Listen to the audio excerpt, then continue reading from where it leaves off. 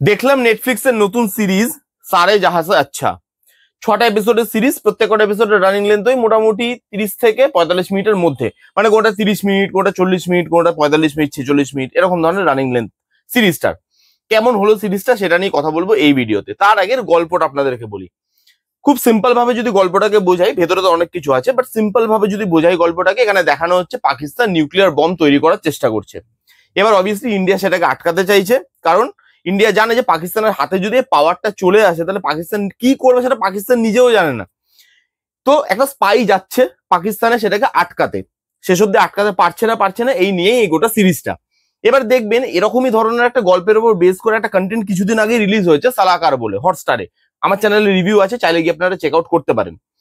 এই যে একই ধরনের টপিক, কিন্তু মেকারের জন্য দুটো জিনিসের ট্রিটমেন্ট কতটা আলাদা হতে পারে, কতটা হেলেন হেভেন ডিফারেন্স হতে পারে, সেটা আপনি দুটো সিরিজ দেখলে বুঝতে পারবেন। এইখানে এই সিরিজটা আউটস্ট্যান্ডিং একটা সিরিজ হয়েছে, খুব ভালো একটা সিরিজ।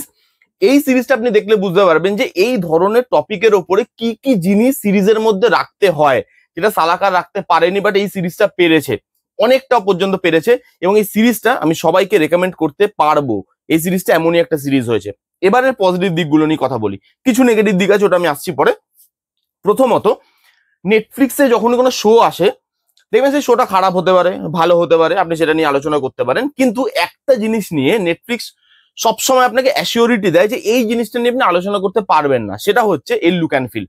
এখানে যে এরাটাকে দেখানো হচ্ছে, যেভাবে লুক অ্যান্ড ফিলটা তৈরি করা হয়েছে, যেভাবে ব্যাকড্রপটাকে দেখানো হয়েছে লুক অ্যান্ড ফিলের মাধ্যমে, বিজিএম এর মাধ্যমে, কালার টোনের মাধ্যমে, সেটা আউটস্ট্যান্ডিং। লুক অ্যান্ড ফিলটা খুব প্রিমিয়াম লাগে এবং লুক অ্যান্ড ফিলটা দেখতে ভালো লাগে, ল্যাভিশ লাগে। যেখানে যেখানে ভিএফএক্স এর কাজ আছে, খুব অল্প ভিএফএক্স এর কাজ আছে, সেই জায়গাগুলো ভালো। আরেকটু বেটার হয়তো হতে পারতো, কিন্তু সেই জায়গাগুলো ভালো, এমন না খুব কাঁচা। তো সেখানে ভিএফএক্স এর পোর্শন বলি, লুক অ্যান্ড ফিল বলি, যে এরাটাকে দেখাচ্ছে সেটা কিন্তু স্ট্যাবলিশ করতে পারে এই সিরিজটা। এবং লুক অ্যান্ড ফিলটা আমার বেশ ভালো লেগেছে, একটা প্রিমিয়ামনেস আছে লুক অ্যান্ড ফিলটার মধ্যে। নেক্সট হচ্ছে, এখানে যারা যারা পারফর্ম করছে তাদের পারফরমেন্স খুব ভালো, খুব সাটেল একটা পারফরমেন্স। এখানে না খুব রিয়েলিস্টিক জোনে সিনেমা, মানে এই পুরো সিরিজটা চলে। এবং এখানে যেভাবে রিয়েলিস্টিক পারফরমেন্স দিয়েছে পারফর্মাররা, সেটা খুব ভালো। প্রতীক গান্ধী আছে এখানে লিড হিরো, প্রতীক গান্ধী খুব ভালো অ্যাক্টিং করেছে। তিলোত্তমা সোম আছে, রজত কাপুর আছে, অনুপ সোনি আছে। প্রত্যেকের পারফরমেন্স খুব সাটেল, খুব রিয়েলিস্টিক, এবং প্রত্যেকে না ওই একটাই টোন ম্যাচ করার চেষ্টা করেছে, যে ওই রিয়েলিস্টিক টোনটা ম্যাচ করব। তো ছোট থেকে ছোট রোলও যারা করেছে তারাও কিন্তু ওই টোনটাকে ম্যাচ করার চেষ্টা করেছে, যার জন্য পারফরমেন্সটা দেখতে ভালো লাগে এবং সেখানে ওই রিয়েলিস্টিক জিনিসটা উঠে আসে। এবং এখানে না পুরো সিরিজটা রিয়েলিস্টিক জোনেই চলে। মানে এখানে একটা স্পাইকে সুপার হিরো ভাবে দেখানো হয়নি, যেটা আমরা বলিউডের সাধারণত স্পাই ফ্র্যাঞ্চাইজিতে দেখে আসি, যে সুপার হিরো এক জায়গায় গেল, 500 জনকে মেরে চলে এলো, প্লেনের উপরে মারামারি করছে, কারোর একটা দাগ অব্দি লাগলো না শরীরে। দে আর সুপার হিরো, স্পাইরা সুপার হিরো, কিন্তু তারা ওরকম সুপার হিরো নয় যে মানে প্লেনের উপরে মারপিট করছে, জাহাজ নিয়ে চলে যাচ্ছে F1 ট্র্যাকে, এরকম ধরনের জিনিসপত্র আপনি এখানে দেখতে পাবেন না। খুব রিয়েলিস্টিক জিনিসপত্র দেখানো হয়েছে। এবং একটা স্পাইয়ের কাজ কি হয়, তারা কতটা গ্রাউন্ডেড লেভেলে জিনিসগুলোকে রাখে, মানে কিভাবে জিনিসগুলোকে তারা সাজায়, কিভাবে প্ল্যান করে, কিভাবে ট্যাকটিক্স খেলে, এই জিনিসগুলো কিভাবে কাকে ইউজ করে, কতটা ইউজ করে, এই জিনিসগুলো সেই মানে সেই যে প্রসেসে গেছে পুরো সিরিজটা, সেই জিনিসটা ভালো লাগে দেখতে। কোথাও না আপনার ওভার দ্য টপ মনে হবে না, এতটাই রিয়েলিস্টিক। আপনার মনে হবে সামনে সামনে জিনিসগুলো হচ্ছে। এখানে ইন্টারন্যাশনাল পলিটিক্সটাকে যেভাবে দেখানো হয়, যে ইন্ডিয়ার সাথে সাথে, মানে ইন্ডিয়ার সাথে ইন্টারন্যাশনাল পাওয়ার কারা কারা আছে, পাকিস্তানের সঙ্গে ইন্টারন্যাশনাল পাওয়ার কারা কারা আছে, যারা আমাদের সাথে আছে তারা কি কারণে আছে, মানে কোনো একটা কারণ তো হয়, এমনি এমনি তো আর বন্ধুত্ব হয় না, তো কোনো একটা কারণে হচ্ছে, কি কারণে। তো সেই জিনিসগুলো কিভাবে একে অপরের, মানে অপরের ওপর ওয়েট করে বসে আছে, যে আচ্ছা এই জিনিসটা করবে তারপরে আমি এই জিনিসটা করব, কি করে একটা দেশ অন্য দেশের ওপরে ডিপেন্ড হচ্ছে, সেই জিনিসগুলো এখানে যেভাবে তুলে ধরা হয়েছে, ইন্টারন্যাশনাল মানে পলিটিক্সটাকে যেভাবে তুলে ধরা হয়েছে, সেটা খুব ভালো। তার সঙ্গে সঙ্গে এখানে edge of the seat movement ভালোভাবে ওয়ার্ক করে।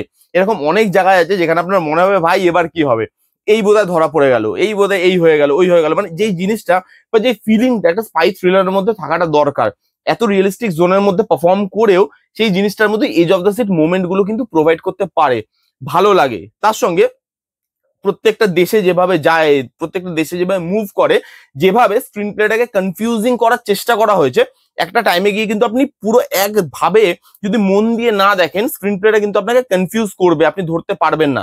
তো অনেকে আছে কি হয়, যে কনফিউজ করার চেষ্টা করে, কিন্তু কনফিউজ তো হই না, ইরিটেশন লাগে দেখতে যে ভাই কনফিউজ করছো তুমি এদিক ওদিকে নিয়ে গিয়ে।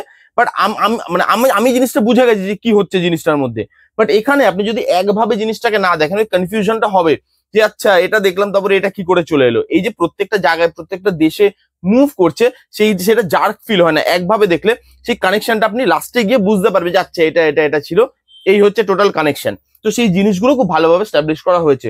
এবং এই সিরিজে এই যে একটা টিম কাজ করছে, টিমের মধ্যে যে বন্ডিং থাকাটা দরকার, যেটা অডিয়েন্সের সামনে উঠে আসাটা খুব জরুরি, সেই বন্ডিংটা উঠে আসে এবং যার জন্য ইমোশনটাও ভালোভাবে ওয়ার্ক করে। তো এখানে যে টিমটা কাজ করছে তার মধ্যে বন্ডিং এবং সেটার জন্য ইমোশন খুব ভালোভাবে ওয়ার্ক করেছে। তো সব দিক থেকে এই সিরিজটা আমার জন্য খুব ভালো একটা সিরিজ, যেভাবে edge of the seat movement provide করে, রিয়েলিস্টিক অ্যাপ্রোচে বানানো, সবার পারফরমেন্স ভালো, ইমোশন ওয়ার্ক করছে, গল্পটা ভালো, যেভাবে ট্রিটমেন্ট করা হয়েছে, লুক অ্যান্ড ফিল রাখা হয়েছে, সব জিনিসগুলো বেশ ভালো, আপনাকে এঙ্গেজ করে রাখতে পারে সিরিজটা।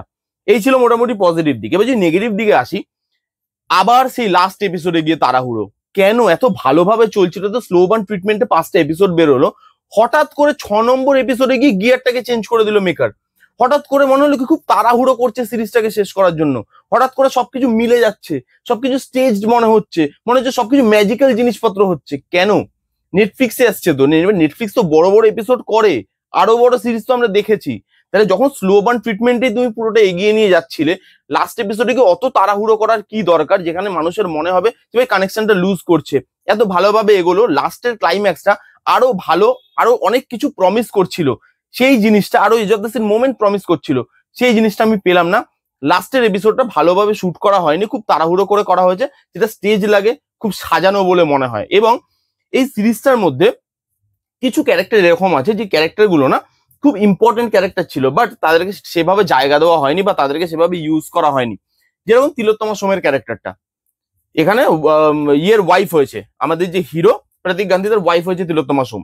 তার ক্যারেক্টারটা আপনি যখন পুরো ক্যারেক্টারটাকে দেখবেন পুরো সিরিজ ধরে, আপনার মনে হবে ক্যারেক্টারটা না থাকলে সিরিজে কি হতো। এত ভালো একটা অ্যাক্ট্রেস, খুব ভালো অ্যাক্টিং পোটেনশিয়াল আছে, তাহলে কেন আপনি তাকে ইউজ করছেন না? এখানে তিলোত্তমা সোমকে যেভাবে দেখানো হয়েছে, ওই ক্যারেক্টারটা থাকলো না থাকলো কোনো ফারাক পড়তো না সিরিজটার মধ্যে। এখানে একজন ইয়ে আছে জার্নালিস্ট, তার রোলটা কি ছিল? সে এলো কয়েকটা সিনের জন্য, তারপর চলে গেল, অনেক কিছু প্রমিস করছিল মানে এই ক্যারেক্টারটা দেখাতে পারলো না সেভাবে। আরেকটা এখানে ছেলে আছে যে পাকিস্তানের হয়ে কাজ করে, যাকে আপনারা মার্ডার বাদ বলে ইয়েটা সিনেমাটা, আমার চ্যানেলে রিভিউ আছে, চালিয়ে গিয়ে আপনারা দেখতে পারেন। ওই মার্ডার বাদ বলে সিনেমাটার মধ্যে যে লিড হিরো ছিল, সেও এখানে আছে, পাকিস্তানেরই একজন লোক, পাকিস্তান আর্মির একজন লোক। তাকে ঠিকভাবে ইউজ করা হলো না। ওই ক্যারেক্টারটার মধ্যে অনেক কিছু পোটেনশিয়াল ছিল, বাট ইউজ করা হলো না। এরকম অনেকগুলো ক্যারেক্টার আছে যেগুলো প্রথম থেকে প্রমিস তো করছিল অনেক কিছুর, বাট লাস্টে গিয়ে সেগুলো শেপ পায়নি। এরকম 3-4টে ক্যারেক্টার আছে যেগুলো আপনার মনে হয়েছে যে এগুলোকে আরো ভালোভাবে লেখা যেতে পারতো। এবং এরকম ধরনের সিরিজ আরো ভালো ডায়লগ ডিমান্ড করে, যেহেতু আমি বুঝতে পারছি যেহেতু এটা পুরো রিয়েলিস্টিক জোনের মধ্যে অপারেট করছে, তারা ডায়লগ গুলোকে ওরকম ফিল্মি ডায়লগ বা বলিউডিশ ডায়লগ রাখতে চায়নি। কিন্তু এরকম কিছু তো আপনাকে ডায়লগ দিতে হবে যেগুলো ভেতর থেকে ওই পাওয়ারটা ফিল করাবে, সেই জিনিসটাকে আপনাকে ফিল করাবে যে না ভাই আমি এরকম একটা সিরিজ দেখছি। এখানে একটা দুটো ডায়লগ ভালো ছিল, বাট সেই মানে ডায়লগ গুলো থ্রু আউট দ্য সিরিজ আপনি এনজয় করতে পারবেন না। আপনার মনে হবে তার কনভারসেশন করছে, বাট সেখানে পাওয়ারফুল ডায়লগ নেই। আর একটা দুটো পাওয়ারফুল ডায়লগ হলে জিনিসটা জমে যেত। বাট তবুও আমি বলবো যারা এই ধরনের সিরিজ দেখতে চান, স্পাই থ্রিলার যাদের পছন্দ, তারা এই সিরিজটা দেখতে পারেন। আমি এই সিরিজটা আপনাদেরকে মানে রেকমেন্ড করতে পারি। আমার কিন্তু সিরিজটা বেশ ভালো লেগেছে, এঙ্গেজিং, গ্রিপিং। এই ছিল সারে জাহাজ আচ্ছা বলে সিরিজটা রিভিউ। কারা কারা অলরেডি দেখেছেন, আপনাদের কিরকম লেগেছে কমেন্ট করে জানান। যারা যারা দেখেননি জানি গিয়ে দেখে নিন। কেমন লাগলো রিভিউটা জানাতে ভুলবেন না। ভালো লাগলে please give a Thums up, like করবেন, কমেন্ট করবেন, শেয়ার করবেন, চ্যানেলটাকে মাস্ট সাবস্ক্রাইব করবেন। দেখা হচ্ছে নেক্সট কোনো ভিডিওতে। ততক্ষণ bye bye, take care and be safe.